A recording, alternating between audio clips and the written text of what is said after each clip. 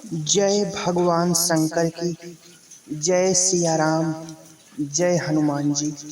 ओम नमः शिवाय। शिव भक्त महाकाल। प्राचीन काल में वाराणसी नगरी में मांटी नाम के एक महायशस्वी ब्राह्मण रहते थे। वे शिव जी के बड़े भक्त थे और सदा शिव मंत्र का जप किया करते थे। प्रारब्धवश उनके कोई संतान नहीं थी, इसीलिए उन्होंने पुत्र की कामना से दीर्घ काल तक शिव मंत्र का जप अनुष्ठान किया। एक दिन भगवान शंकर उनकी तपश्चर्या से प्रसन्न हो उनके सामने प्रकट हुए और बोले, वत्स मांटी, मैं तुम्हारी आराधना से प्रसन्न हूँ। तुम्हारा मनोरथ शीघ्र ही पूर्ण होगा और तुम्हें मेरे ही समान प्रभावशाली एवं शक्ति संपन्न मेधावी पुत्र रत्न प्राप्त होगा, जो तुम्हारे समग्र वंश का उद्धार करेगा। यों कहकर शिवजी अंतर्ध्यान हो गए और मांटी भगवान शंकर के योगी दुर्लभ नयनाभिराम रूप का दर्शन करके और उनसे मनचाहा वरदान पाकर अत्यंत हर्षित हुए। मांटी की पत्नी का नाम चटिका था। वह महान पतिव्रता एवं तपस्या की मानव मूर्ति ही थी। समय पाकर तपोमूर्ति ब्राह्मण पत्नी गर्भवती हुई। क्रमशः गर्भ बढ़ने लगा और उसके साथ साथ उस सती का तेज और भी विकसित हो उठा। किंतु पूरे 4 वर्ष व्यतीत हो गए, संतान गर्भ से बाहर नहीं आई। इस घटना को देखकर सभी आश्चर्यचकित हो गए। मांटी ने सोचा कि अवश्य यह कोई अलौकिक बालक है जो गर्भ से बाहर नहीं आना चाहता। अतः वे अपनी पत्नी के पास जाकर गर्भस्थ शिशु को संबोधन करके कहने लगे, वत्स, सामान्य पुत्र भी अपने माता पिता के आनंद को बढ़ाने वाले होते हैं, फिर तुम तो अत्यंत पवित्र चरित्र वाली माता के उदर में आए हो और भगवान शंकर के अनुग्रह से हमारी दीर्घकाल की तपस्या के फल रूप में प्राप्त हुए हो। ऐसी दशा में क्या तुम्हारे लिए यह उचित है कि तुम माता को इस प्रकार कष्ट दे रहे हो और हमारी भी चिंता के कारण बन रहे हो? हे पुत्र, यह मनुष्य जन्म ही धर्म, अर्थ, काम और मोक्ष का साधक है। शास्त्रों में इसे देवताओं के लिए भी दुर्लभ बताया गया है। फिर क्यों नहीं तुम शीघ्र ही बाहर आकर हम सब लोगों को आनंदित करते। गर्भ बोला, हे तात, जो कुछ आपने कहा वह सब मुझे ज्ञात है। मैं यह भी जानता हूँ कि इस भूमंडल में मनुष्य जन्म अत्यंत दुर्लभ है, परंतु मैं काल मार्ग से अत्यंत भयभीत हूँ। वेदों में काल और अर्च नाम के 2 मार्गों का वर्णन आता है। काल मार्ग से जीव कर्मों के चक्कर में पड़ जाता है और अर्च मार्ग से मोक्ष की प्राप्ति होती है। काल मार्ग से चलने वाले जीव चाहे पुण्य के प्रभाव से स्वर्ग में ही क्यों न चले जाएं, वहां भी उन्हें सुख की प्राप्ति नहीं होती। इसलिए बुद्धिमान पुरुष निरंतर इस चेष्टा में लगे रहते हैं कि जिससे उन्हें इस घोर रूप गंभीर काल मार्ग में ना भटकना पड़े। अतः यदि आप कोई ऐसा उपाय कर सके जिससे मेरा मन नाना प्रकार के सांसारिक दोषों से लिप्त ना हो, तो मैं इस मनुष्य लोक में जन्म ले सकता हूँ।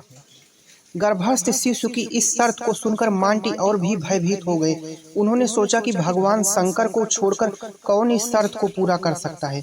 जिन्होंने कृपा करके मेरे मनोरथ को पूर्ण किया है, वही इस शर्त को भी पूरा करेंगे। यूं सोचकर वे मन ही मन भगवान शंकर की शरण में गए और उनसे प्रार्थना की। मांटी की प्रार्थना भगवान आशुतोष ने सुन ली। उन्होंने अपने धर्म, ज्ञान, वैराग्य, ऐश्वर्यादि को मूर्त रूप में बुलाकर कहा कि देखो, मांटी पुत्र को विपरीत ज्ञान हो गया है, अतः तुम लोग जाकर उसे समझाओ और ठीक रास्ते पर लाओ। भगवान शंकर की आज्ञा थी। वे विभूतियां साकार विग्रह धारण कर गर्भस्थ शिशु के निकट गईं और उसे संबोधित कर कहने लगी, महामती मांटी पुत्र, तुम किसी प्रकार का भय ना करो। भगवान शंकर की कृपा से हम धर्म, ज्ञान, वैराग्य और ऐश्वर्य कभी तुम्हारे मन का परित्याग नहीं करेंगे। अतः तुम निर्भय होकर गर्भ से बाहर निकलो। यों कहकर वे चारों दिव्य मूर्तियां चुप हो गईं। उनके चुप हो जाने पर अधर्म, अज्ञान, अवैराग्य और अनैश्वर्य भी विकराल मूर्तियां धारण कर भगवान शंकर की आज्ञा से वहां उपस्थित हुए तथा मांटिपुत्र से कहने लगे कि तुम यदि हमारे भय से बाहर न आते हो तो इस भय का त्याग कर दो। भगवान शंकर की आज्ञा से हम तुम्हारे भीतर कदापि प्रवेश नहीं कर सकेंगे। इस प्रकार धर्म, ज्ञान, वैराग्य और ऐश्वर्य तथा उनके विरोधी अधर्म, अज्ञान, अवैराग्य और अनैश्वर्य की आश्वासन वाणी को सुनते ही बालक मांटिपुत्र अविलंब गर्भ से बाहर निकल आया और कांपते कांपते रुदन करने लगा। उस समय भगवान शंकर की विभूतियों ने मांटी से कहा, देखो मांटी, तुम्हारा पुत्र अब भी कालमार्ग के भय से कांप और रो रहा है, अतः तुम्हारा यह पुत्र कालभीति नाम से विख्यात होगा। यो कहकर विभूतिगण अपने स्वामी शंकर जी के पास चले गए। बालक कालभीति शुक्ल पक्ष के चंद्रमा की भांति क्रमशः बढ़ने लगा। पिता ने क्रमशः उसके उपनयनादि संस्कार किए और उसे पाशुपत व्रत में परिनिष्ठित कर शिव पंचाक्षर मंत्र नमः शिवाय की दीक्षा दी।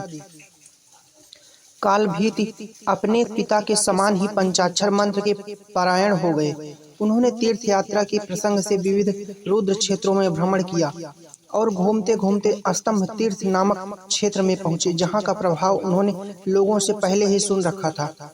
वहां वे घोर तपस्या करते हुए एकाग्र मन से रुद्र मंत्र का जप करने लगे। उन्होंने यह नियम ले लिया कि 100 वर्ष तक भोजन की तो कौन कहे जल की एक बूंद भी ग्रहण नहीं करूंगा। ज्यों ही 100 वर्ष समाप्त होने को आए कि एक अज्ञात पुरुष जल से भरा हुआ एक घड़ा लेकर कालभीति के पास आया और प्रणाम करके उस तपस्वी ब्राह्मण से कहने लगा, हे महामति कालभीति, आज तुम्हारा अनुष्ठान भगवान शंकर की कृपा से पूर्ण हो गया है। तुम्हें भूख प्यास सहते पूरे 100 वर्ष हो गए हैं। मैं बड़े प्रेम से अत्यंत पवित्र होकर यह जल तुम्हारे लिए ले आया हूँ। तुम कृपा करके इसे स्वीकार करो और मेरे श्रम को सफल करो। कालभीति के वास्तव में प्यास बहुत सता रही थी। अंजलि भर पानी के लिए उनके प्राण छटपटा रहे थे, परंतु सहसा एक अपरिचित व्यक्ति के द्वारा लाया हुआ जल ग्रहण करना उन्होंने उचित नहीं समझा। वे शंकापूर्ण नेत्रों से उस आगंतुक पुरुष की ओर देखते हुए बोले, आप कौन हैं? आपकी जाति क्या है और आपका आचार कैसा है? कृपा कर बताइए। आपकी जाति और आचार को जान लेने के बाद ही मैं आपके लाए हुए जल को ग्रहण कर सकता हूँ। इस पर वह अपरिचित व्यक्ति बोला, तपोधन, मेरे माता पिता इस लोक में हैं या नहीं इसका भी मुझे पता नहीं है। उनके विषय में मैं कुछ नहीं जानता। मैं सदा इसी ढंग से रहता हूँ। आचार व धर्म से मेरा कोई प्रयोजन नहीं है, अतः आचार की बात मैं क्या कह सकता हूँ। सच पूछिए तो मैं किसी आचार विचार का पालन भी नहीं करता। कालभीति बोले, यदि ऐसी बात है तब तो मैं आपसे क्षमा चाहता हूँ। मैं आपके दिए हुए जल को ग्रहण नहीं कर सकता। इस संबंध में मेरे गुरुदेव जी ने जो श्रुति सम्मत उपदेश मुझे दिया है उसे मैं आपको सुनाता हूँ। जिसके कुल का हाल अथवा रक्त शुद्धि का पता ना हो, साधु व्यक्ति उसके दिए हुए अन्य जल को ग्रहण नहीं करते। इसी प्रकार जो व्यक्ति भगवान के संबंधों में कुछ भी ज्ञान नहीं रखता और ना उनकी भक्ति करता है, उसके हाथ का अन्य जल भी ग्रहण करने योग्य नहीं होता। भगवान को अर्पण किए बिना जो व्यक्ति भोजन करता है उसे बड़ा पाप लगता है। गंगा जल से भरे हुए घड़े में एक बूंद मदिरा के मिल जाने से जैसे वह अपवित्र हो जाता है, उसी प्रकार भगवान की भक्ति न करने वाले का अन्न चाहे कितनी ही पवित्रता से बनाया गया अपवित्र ही होता है। परंतु यदि कोई मनुष्य शिव भक्त भी हो परंतु उसकी जाति और आचार भ्रष्ट हो तो उसका अन्न भी नहीं खाया जाता। अन्य जल के संबंध में शास्त्रों में दोनों बातों का विचार रखा गया है। अन्य जल जो कुछ भी ग्रहण किया जाए वह भगवान को अर्पित हो और जिसके द्वारा वह अन्न अथवा जल लाया गया है वह जाति अथवा आचार की दृष्टि से पवित्र हो। कालभीति के इन वचनों को सुनकर वह मनुष्य हंसने लगा और बोला, अरे तपस्वी, तुम तप एवं विद्या से संपन्न होने पर भी मुझे नितांत मूर्ख प्रतीत होते हो। तुम्हारी इस बात को सुनकर मुझे हंसी आती है। अरे नादान, क्या तुम नहीं जानते कि भगवान शिव सभी भूतों के अंदर समान रूप से निवास करते हैं ऐसी दशा में किसी को पवित्र और किसी को अपवित्र कहना कदापि उचित नहीं है। अपवित्र कहकर किसी की निंदा करना पर प्रकारांतर से उसके अंदर रहने वाले भगवान शंकर की ही निंदा करना है। जो मनुष्य अपने अथवा दूसरे के अंदर भगवान की सत्ता के संबंध में संदेह करता है, मृत्यु उस भेद ज्ञानी मनुष्य के लिए विशेष रूप से भयदायक होती है। फिर जरा विचारो तो सही कि जल में अपवित्रता आ ही कैसे सकती है। जिस पात्र में इसे मैं ले आया हूँ वह मिट्टी का बना हुआ है। मिट्टी भी ऐसी वैसी नहीं, किंतु अवे की आग में भली भांति तपाई हुई और फिर वह जल के द्वारा शुद्ध हो चुकी है। मृतिका का जल और अग्नि, इसमें से कौन सी वस्तु अपवित्र है? यदि कहो कि हमारे संसर्ग से यह जल अपवित्र हो गया है तो यह कहना भी ठीक नहीं है, क्योंकि तुम और हम दोनों ही इस मिट्टी से ही तो बने हैं और मिट्टी पर ही सदा रहते हैं। मेरे संसर्ग से यदि जल अशुचि हो सकता है तो जिस जमीन पर मैं खड़ा हूँ वह जमीन भी मेरे संसर्ग से अपवित्र हो जानी चाहिए। तब तो तुम्हें भूमि को छोड़कर आकाश में विचरण करना होगा। इन सब बातों पर विचार करने से तुम्हारी उक्ति मुझे नितांत मूर्खतापूर्ण प्रतीत होती है।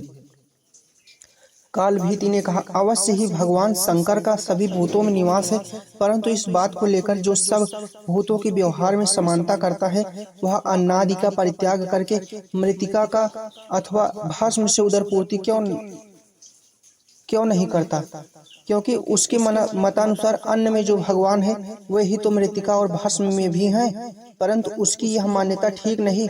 परमार्थ दृष्टि से सब कुछ शिवरूप होने पर भी व्यवहार में भेद आवश्यक है।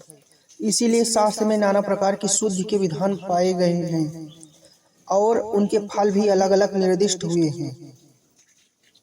शास्त्र की आज्ञा के विरुद्ध आचरण करना कदापि उचित नहीं है। जो शास्त्र भगवान शिव की सत्ता सर्वत्र बतलाते हैं वे ही व्यवहार में भेद का भी विधान करते हैं। शास्त्र की एक बात तो मानी जाए और दूसरी ना मानी जाए, यह कहाँ तक उचित है? दोनों ही बातें अपनी अपनी दृष्टि से ठीक हैं और दोनों की परस्पर संगति भी है। श्रुति कहती है कि बाहर भीतर की पवित्रता रखो। इसी बात को इतिहास पुराण इन शब्दों में कहते हैं, यदि परलोक में सुखी रहना चाहते हो और कष्टों से बचना चाहते हो तो शौचाचार का पालन करो। पृथ्वी पर रहने वाले व्यक्तियों के लिए शौचाचार पालन आवश्यक कर्तव्य है। ऐसी दशा में यदि आप श्रुतियों की अवहेलना करके सब कुछ शिवमय है यह कहकर व्यवहार के भेद से मिटाना चाहते हैं तो फिर बताइए, क्या श्रुति पुराण आदि शास्त्र व्यर्थ नहीं हो जाएंगे? आप जो यह कहते हैं कि भगवान शिव सभी भूतों में स्थित हैं, यह ठीक है। भगवान शिव सर्वत्र हैं, यह सब बात अक्षरशः सत्य है। फिर भी व्यक्ति भेद से उनकी सत्ता में भी भेद कहा जा सकता है। इसके लिए मैं आपको एक दृष्टांत देता हूँ। यद्यप सभी सोने के गहने सुवर्ण नाम की एक ही धातु से बने होते हैं, तब भी सबका सोना एक ही दाम का अथवा एक ही रंग का नहीं होता। उनमें से एक का सोना एकदम शुद्ध टकसाली होता है, दूसरे की अपेक्षा कुछ नीचे दर्जे का होता है और तीसरे और भी निकृष्ट होता है, तीसरे का और भी निकृष्ट होता है। परंतु यह तो मानना ही पड़ेगा कि सभी सुवर्ण के गहनों में सोना मौजूद है। साथ ही यह भी स्वीकार करना होगा कि सभी गहनों का सोना एक सा नहीं है। इसी प्रकार भगवान शिव भी सब भूतों में है अवश्य, परंतु एक के अंदर उनका प्रकाश अत्यंत शुद्ध है, दूसरे के अंदर वह उतना शुद्ध नहीं है, तीसरे के अंदर वह और भी मलिन है। इस प्रकार समस्त पदार्थों में व्यवहार की दृष्टि से समता नहीं की जा सकती। जिस प्रकार निकृष्ट श्रेणी का सोना दाहादि के द्वारा शोधित होकर क्रमशः उत्कर्ष को प्राप्त होता है, उसी प्रकार मलिन अंतःकरण तथा मलिन देह वाले जीव शौचादि के द्वारा शुद्ध होकर ही शुद्ध शिवत्व के अधिकारी होते हैं। सामान्य शौचादि के द्वारा सहसा शुद्ध शिव तत्व का लाभ संभव नहीं है। इसीलिए शास्त्रों में देह शोधन की आवश्यकता बताई गई है। देह शोधित होने पर ही देही स्वर्ग आदि उच्च लोकों को प्राप्त हो सकता है। इस प्रकार जो बुद्धिमान पुरुष देह शोधन की इच्छा रखते हैं वे चाहे जिस व्यक्ति से अन्न जल नहीं ग्रहण करते। इसके विपरीत जो लोग शौचाचार का विचार न करके चाहे जिसका अन्न जल ग्रहण कर लेते हैं वे पवित्र आचरण वाले होने पर भी कुछ ही समय में तमोगुण से आच्छन्न होकर जड़ीभूत हो जाते हैं। इसीलिए मैं आपका यह जल ग्रहण नहीं कर सकता। इसके लिए आप मुझे क्षमा करें। तपस्वी के इस शास्त्रानुमोदित एवं युक्त भाषण को सुनकर वह अज्ञात मनुष्य चुप हो गया। उसने पैर के अंगूठे से बात की बात में एक बड़ा सा गड्ढा खोद डाला और उसमें उस मटके के जल को उड़ेल दिया।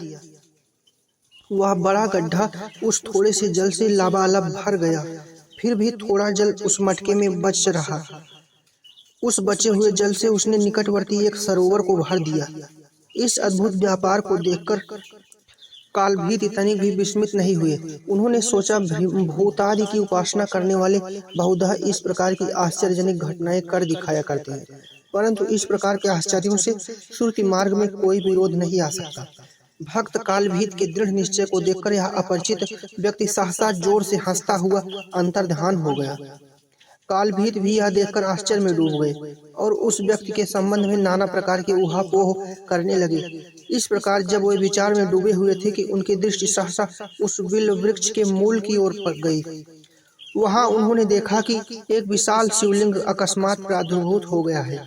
उसके तेज से 10 दिशाएं उद्भासित हो उठी हैं। आकाश में गंधर्वगण सुमधुर गान कर रहे हैं और अप्सराएं नृत्य कर रही हैं। देवराज इंद्र उसके ऊपर पारिजात के पुष्पों की वर्षा कर रहे हैं तथा अन्यान्य देवता एवं मुनिगण भी जय जयकार करते हुए नाना प्रकार से भगवान शंकर की स्तुति कर रहे हैं। इस प्रकार वहां बड़ा भारी उत्सव होने लगा। कालभीत ने भी अत्यंत आनंदित होकर उस स्वयंभू शिवलिंग को प्रणाम किया और स्तुति करते हुए कहा, जो पापराश के काल हैं, संसार रूपी कर्दम के काल हैं तथा काल के भी काल हैं, उन कालाधार कालकंठ महाकाल कि मैं शरण आया हूँ। आपको बार बार नमस्कार करता हूँ। हे शिव, आपसे ही यह संसार उत्पन्न हुआ है और आप स्वयं अनादि हैं। जहाँ जहाँ जिस योनि में मैं जन्म लेता हूँ वहाँ वहाँ आप मेरे ऊपर करुणा की निरंतर वर्षा करते हैं। हे ईश्वर, जो संसार से विरक्त होकर आपके खड़अक्षर मंत्र का जप करते हैं, आप उन समस्त मुनिगणों पर बहुत जल्दी प्रसन्न हो जाते हैं। हे प्रभु, मैं उसी ओम नमः शिवाय इस खड़ाक्षर मंत्र का निरंतर जप करता हूँ। भक्त श्रेष्ठ कालभीत की स्तुति को सुनकर भगवान शंकर अत्यंत प्रसन्न हुए। वे उसी लिंग में से अपने स्वरूप में प्रकट हो गए और दिव्य प्रकाश से त्रिलोकी को प्रकाशित करते हुए उस ब्राह्मण से बोले, द्विज श्रेष्ठ, तुमने इस महातीर्थ में कठोर तपस्या के द्वारा जो मेरी आराधना की है, इससे मैं तुम पर बहुत प्रसन्न हूँ। अब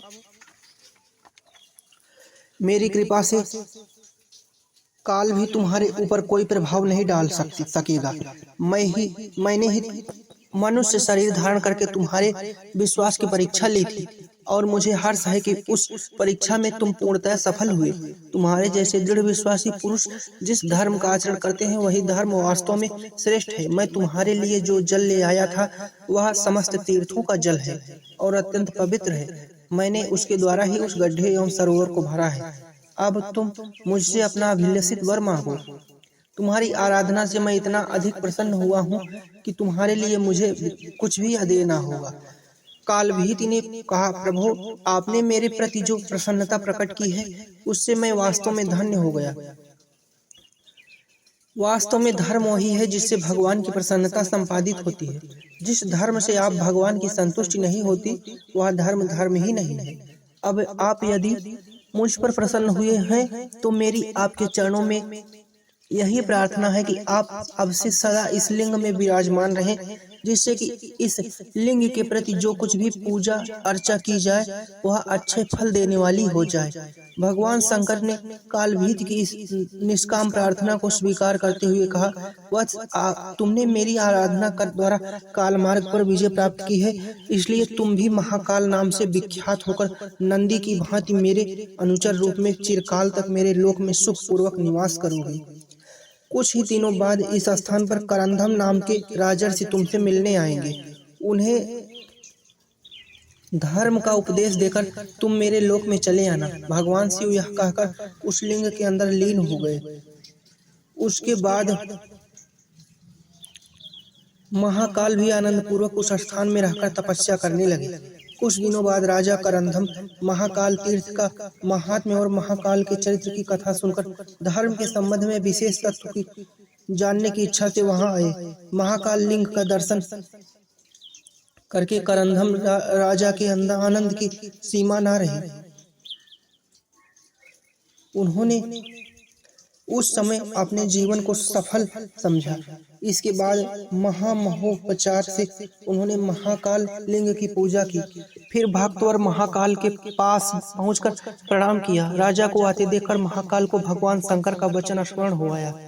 उन्होंने हास्ययुक्त वदन से राजा के सामने आकर उनका स्वागत किया और अर्घ्य पाद्यादि उपचारों के द्वारा उनका सत्कार किया। राजा करंधम ने शांत मूर्ति भक्त और महाकाल से कुशल प्रश्न के अनंतर उन अनेकों धर्म विषयक प्रश्न किए और महाकाल ने उन सब का शास्त्रानुमोदित उत्तर देकर राजा का समाधान किया। उनके उपदेश का सार यही था कि घर में ही रहकर इस लोक में धर्म, अर्थ, काम तथा मोक्ष, मृत्यु के बाद मोक्ष प्राप्त करने का एकमात्र उपाय माहेश्वर धर्म का पालन अर्थात सब प्रकार के भगवान शंकर के शरण होकर उनकी भक्ति करते हुए उन्हीं के प्रीति के लिए वर्णाश्रमोचित कर्तव्य का पालन करना है। इस प्रकार महाकाल त्रिविध धर्मों का उपदेश कर ही रहे थे कि सहसा आकाश में बड़ा भारी शब्द होने लगा। महाकाल ने उस ओर ताका तो वे क्या देखते हैं कि ब्रह्मा, विष्णु, रुद्र, उनके अनुचर तथा भगवती के सहित स्वयं भगवान शंकर आ रहे हैं। उनके साथ इंद्रादि देवता, वशिष्ठादि मुनीश्वर तथा तुम्बरु प्रभृति गंधर्व हैं। महामति महाकाल ने भक्ति निर्भर चित्त से उठकर सबकी अभ्यर्थना की और अनेक प्रकार से पूजा की। ब्रह्मादि देवताओं ने महाकाल को उत्तम रत्न सिंहासन पर बिठाकर उस महिसागर संगम क्षेत्र में उनका अभिषेक किया। देवी भगवती ने महाकाल की वात्सल्य भाव से आलिंगन कर गोद में बिठाया और पुत्रवत प्यार करती हुई बोली, शिवव्रत परायण वत्स, यह ब्रह्मांड जब तक रहेगा तब तक तुम शिव भक्ति के प्रभाव से शिवलोक में निवास करोगे। उस समय ब्रह्मा, विष्णु प्रभृति देवगण साधु साधु कहकर महाकाल की प्रशंसा और स्तुति करने लगे। चारण लोग उनका गुणगान करने लगे और गंधर्वगण मनोहर गान के द्वारा उन्हें प्रसन्न करने लगे। करोड़ों शिवजी के गण उनकी स्तुति करते हुए उन्हें घेर कर चारों ओर खड़े हो गए। इस प्रकार अपूर्व समारोह के साथ भक्त श्रेष्ठ महाकाल अपने आराध्य देव के साथ सशरीर शिवलोक को चले गए। ओम नमः शिवाय, ओम नमः शिवाय, ओम नमः शिवाय। जय माता दी, जय माता दी, जय माता।